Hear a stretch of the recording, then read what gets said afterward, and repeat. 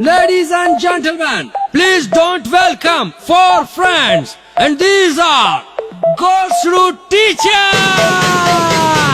चार मास्तर गोठ जा घुसड़ुआ हूँ चोट जा स्कूल नवींदा हूँ खर्चो पानी दींदा हूँ। चार मास्तर गोठ जा घुसड़ुआ हूँ चोट जा स्कूल नवींदा हूँ खर्चो पानी दींदा हूँ। चपड़ी कंदा बार इहो आहे मुंजो सवाल युवा के दो सारी रात दोस्त आयु असां चार यूपी फंड कढाए पंहिंजो खोलियो आहे कारोबार। चार मास्तर गोठ जा घुसड़ू आहियूं चोट जा स्कूल न वेंदा आहियूं खर्चो पाणी ॾींदा आहियूं। I can't going to school. I can't going to school.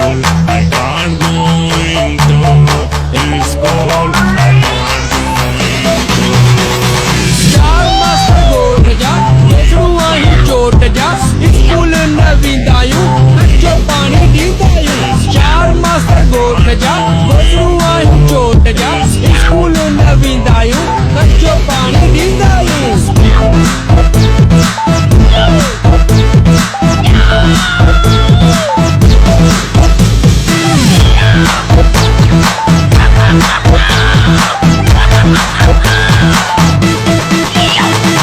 Government जी आ नौकरी नथो वञा सॼो साल पढ़ियल लिखियल न आहियां मां जेको आहे मुंहिंजो हाल। एमपीए जो वोटर आहियां साहब कंदो आहे ख्याल माण्हू असां ते छो था सड़न प्राइवेट में वञी छो था पढ़न छा कंदो डीओ सेक्रेटरी हेडमास्टर आ मुंहिंजो यार।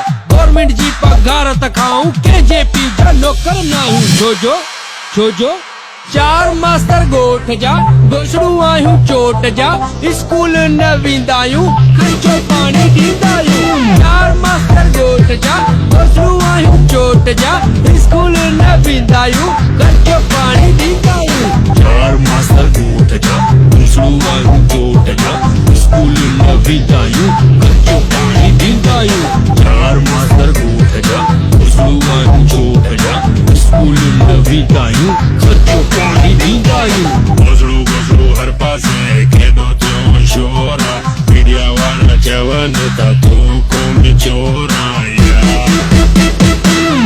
कोई मुड़ुस माण्हू न ते करे जो फरियाद मिनिस्टर जो माण्हू आहियां न कोई सभु याद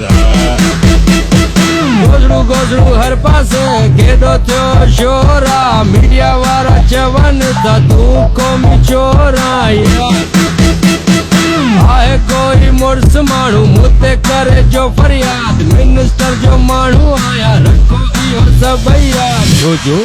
छोजो चार मास्तर गोठ जा घुसड़ू आहियूं चोट जा स्कूल न वेंदा आहियूं खर्चो पाणी ॾींदा आहियूं। चार मास्तर गोठ जा घुसड़ू आहियूं चोट जा स्कूल न वेंदा आहियूं खर्चो पाणी ॾींदा आहियूं। चार मास्तर गोठ जा घुसड़ू आहियूं चोट जा स्कूल न वेंदा आहियूं खर्चो पाणी ॾींदा आहियूं। चार मास्तर गोठ जा घुसड़ू आहियूं चोट जा स्कूल न वेंदा आहियूं खर्चो पाणी ॾींदा आहियूं। I can't going to school.